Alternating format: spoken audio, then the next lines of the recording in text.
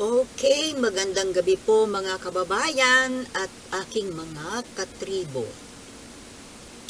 It's October 27, 8 o'clock in the evening. Late na masyado po. Ang dami ko kasing ginawa. Okay. Gusto ko pong pag-usapan natin itong si Senadora Amy Marcos. Ano pong tungkol sa kanya? Matagal ko na siyang kino-content sa aking mga previous videos, yung tungkol sa kanyang mga, para sa akin ay hindi unappreciative na mga moves, mga public pronouncements, mga reactions to things. Hindi ko po siya maintindihan, mga kababayan, kasi he is a Marcos. Di ba dapat sana nandoon siya sa side ng Marcos Romualdez. Pero eto ka, nandito po siya sa side ng Duterte at Arroyo. Isa siyang DDS. Nasa Duterte camp. At isa ring pro-China. Mind you, pro-China si Amy Marcos, anti-American. At pag sinabi po natin na anti-American, pro-China, at this point in our history, ang pro-China po sa ngayon is equivalent to anti-Filipino. At yung pro-American is also pro-Filipino. At this point in history, hindi ko sinabing mula noon, because iba po yung nangyari noon sa ating history sa nangyayari sa ngayon. Now, hindi ko po talaga siya maintindihan. Kasi, kumbaga, itong mga ginagawa niya ni Amy Marcos, siguro ko naman po, aware siya na maraming mga netizens, mga kababayan, mga vloggers, ang bumabati ko sa kanya or nakakapansin sa mga ginagawa niya, mga kinikilos niya. Noong una, ang isip ko, baka drama lang ito ng pamilya Marcos, na ayaw lang nila na, alam mo yon, political drama, na kunwari nandoon sa kabila para hindi masyadong conflicting ang mga sitwasyon, ang mga bagay-bagay when it comes to the relationship between the Dutertes and the Marcoses. Pero kung titingnan po natin sa ngayon, parang hindi na po drama Sa tingin ko lang ewan ko pa sa tingin ninyo, ako'y nagsasalita dito, based po, mga opinion ko, reactions ko, base sa naobserbahan ko. Hindi ko sinasabi po na kung anong sabihin ko dito, maniwala kayo sa akin. This is my reaction, my observations. You have your own. Pero ito nga po, kaya yung mga bumabati ko sa akin dyan ng mga nanonood, lalo na yung mga DDS, kanya-kanya po tayo ng obserbasyon. Kanya-kanya tayo ng reaction, ng analysis. Now, ito pong mga ginagawa ni Amy Marcos, mula pa nung pag-upo nila ng Uniteam, parang lagi siyang kontra sa mga ginagawa ng kapatid niya, si Pangulo. Well, wala naman pong masama na kumontra kahit sa kapatid kung namamalian ka. Dapat lang. Okay nga po yun na nung una, talaga naman po may mga mali sa mga diskarte ni BBM. At okay naman na, lalo pa na nakatatanda siyang kapatid, super ating araw, okay yun. Kasi, ang dapat nga po talaga, huwag nating titingnan kung kamag-anak natin, kaibigan, pag mali-mali. Kaso sa ngayon po, parang iba na po ang galaw ni Amy Marcos eh. Kayo po, ano po ang masasabi ninyo? Nung una, yung tungkol sa Afghans, yung tungkol sa pagparito, yung activities ng American military, pinupunan niya. And then pagdating naman po sa gulo sa West Philippine Sea, hindi siya nagkokomento tungkol sa mga bullying ng China. Minsan lang siyang nagkomento, hindi pa pabor sa Pilipino. Parang minaliit pa niya, ano ba yun, yung, hindi maganda yung sinabi niya tungkol sa mga mangingisda. Kesyo umaarte lang yung mga mangingisda, baka hindi naman daw totoo, baka hindi naman ganon. Eh sabi ko nga, di sumama ka doon sa dagat. See for yourself kung ano nga ba talaga ang nangyayari. Alam niyo, kung ako nga lang if I have the means, gusto ko rin pumunta ng West Philippine Sea. Gusto ko makita where the action is. Kailangan puntahan. See for ourselves kung ano ba talaga ang nangyayari. Nang maunawaan natin kung ano talaga, kung ano ang gaano kabigat ang sitwasyon. Buti nga itong mga journalists nakakasama sila eh. Pwede naman sigurong sumama po. Alam mo yun? As a vlogger, di ba? Sana nga, minsan makasama tayo doon. Mga vloggers dyan, na nasa Manila. Ako kasi malayo eh. Ngayon, eto na naman pong latest, itong tungkol sa confidential fund na issue na nagkakagulo dyan sa nagkagulo.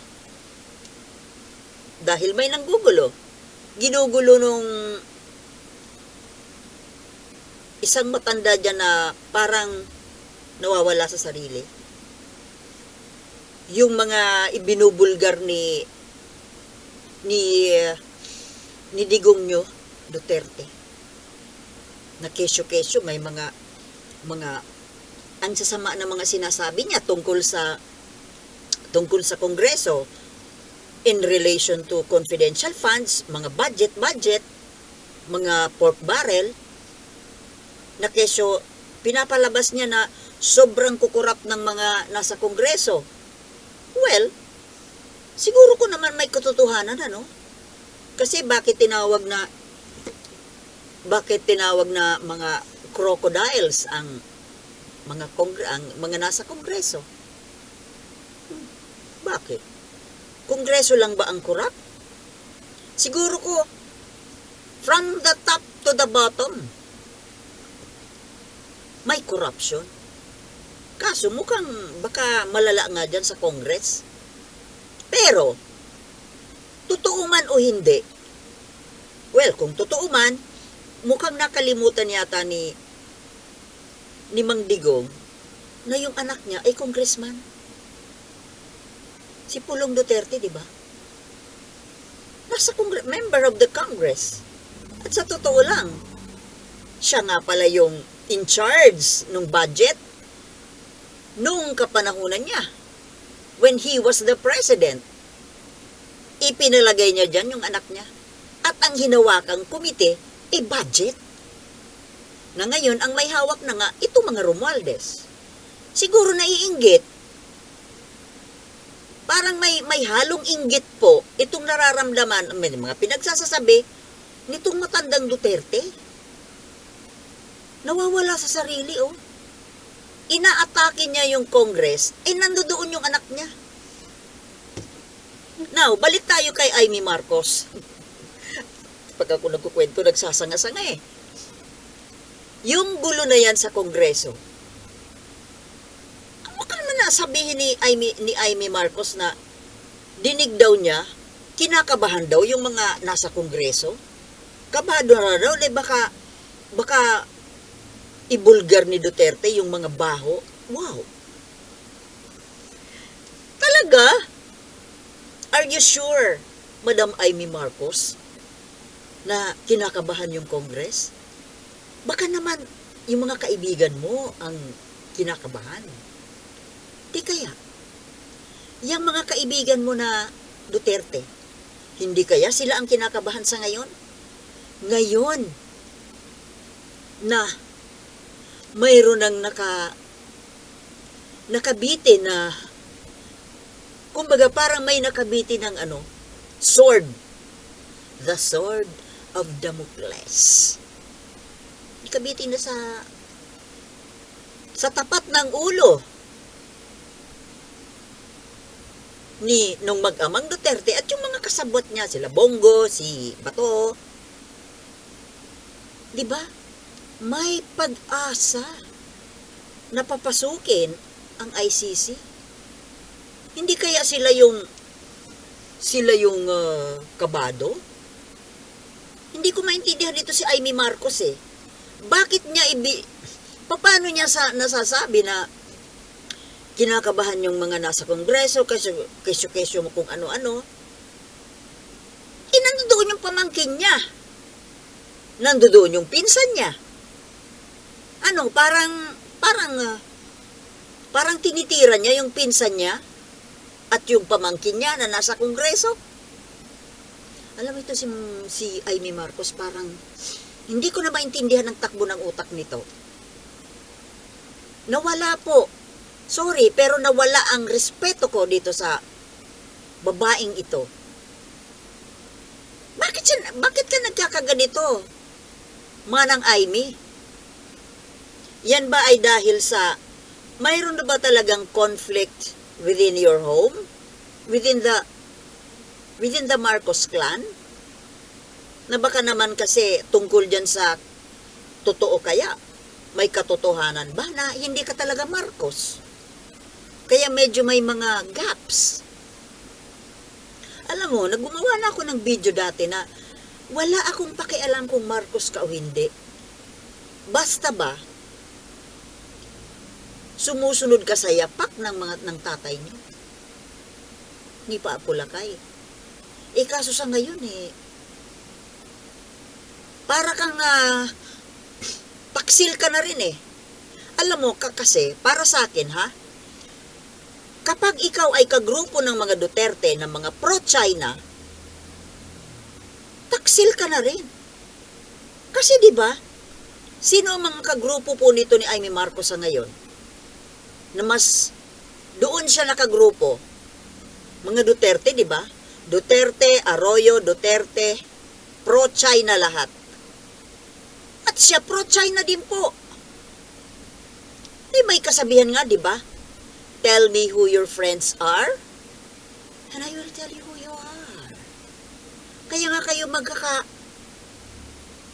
same feathers flock together. Ngayon, mga kababayan,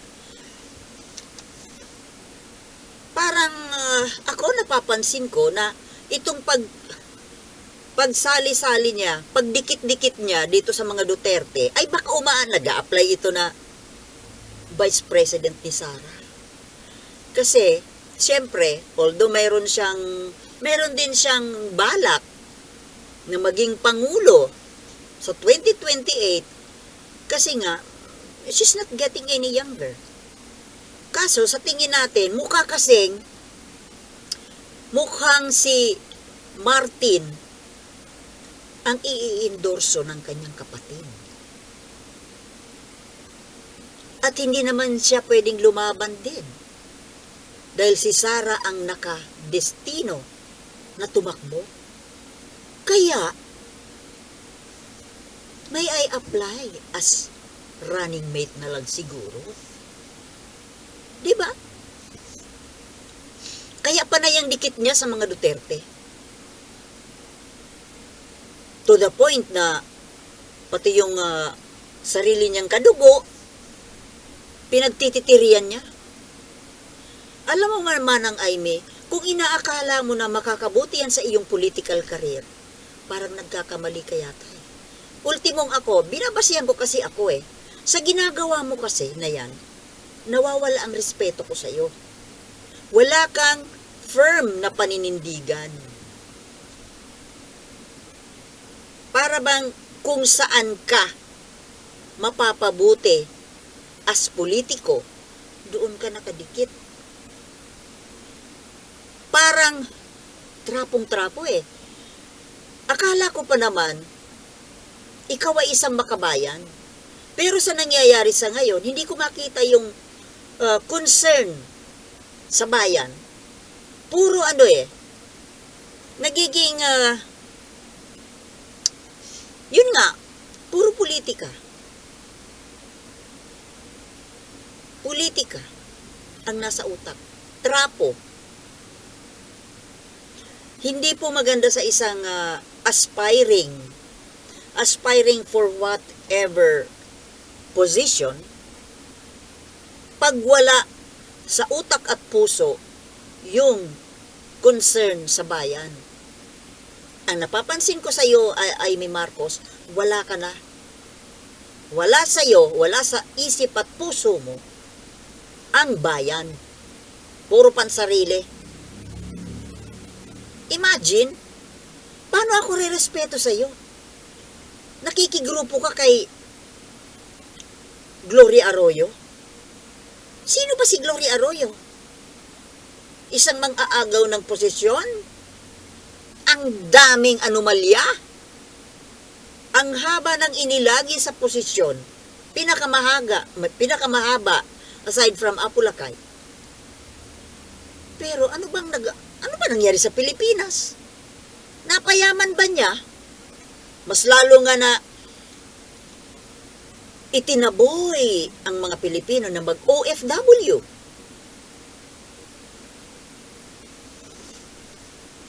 Ako ang basihan ko po sa isang mahusay, magaling, makatao, makabayan, makapilipino na leader ay kung mapipigilan niya ang pag-a-abroad ng mga Pilipino. Kung mabibigyan niya ng maayos na buhay dito sa sariling lupa. Kung mapipigilan na, mawawala na ang pag-a-abroad ng mga Pilipino para maghanap buhay. Yun po ang aking reference point. Now, itong si Aimee Marcos, nabubwisit na talaga ako dito sa babaeng ito. Dati hangang-hanga ako dito eh. Gustong-gusto. Siya nga ang gusto ko maging pangulo eh. Mas gusto ko siya kaysa si Martin Romualdez.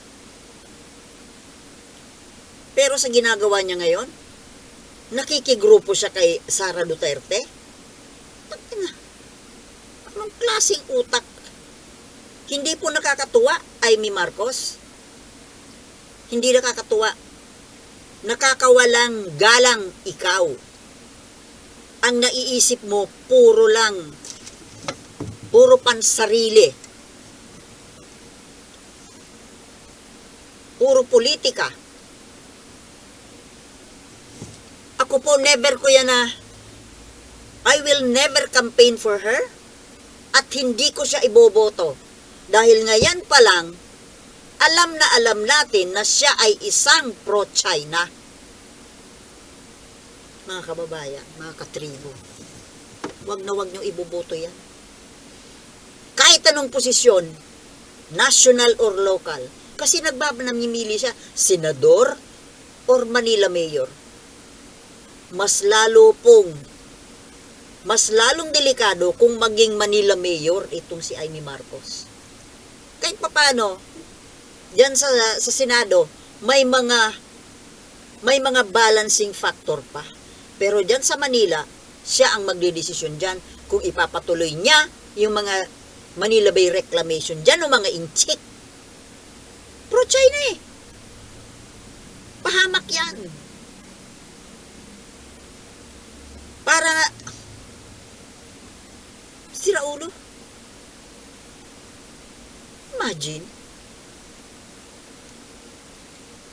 Dati tinulungan na maging presidente yung si Duterte. At ngayon nakikigrupo pa rin kahit na hindi sinuportahan yung kapatid niya. 'Di ba? Walang utang na loob yung si Duterte. Kung hindi naman dahil kay Amy Marcos, hindi naman magiging presidente yan. Si Amy Marcos ang gumastos para sa kanya. Yung mga Marcos loyalist, bit-bit ni Amy Marcos, yun ang nagpapanalo kay Duterte. Pero ngayon nung si Bongbong na yung tumakbo, imbis na i-endorso, suportahan, anong ginawa? Di ba siniraan? Hanggang ngayon sinisiraan. Pero itong kapatid ni Bongbong Marcos na itong si Amy, nandoon pa rin nakikigrupo at sinisiraan yung pinsan, yung sariling kadugo. So, paano mo irerespeto yan? Nag-a-apply na running mate ni Sara. Never ako magtitiwala sa mga politiko na nakikigrupo nandiyan sa loob ng Arroyo Duterte camp. Okay? Yun lang po mga kababayan. At sana naman po tumatak sa mga isip ninyo yung ibig kong sabihin. Okay?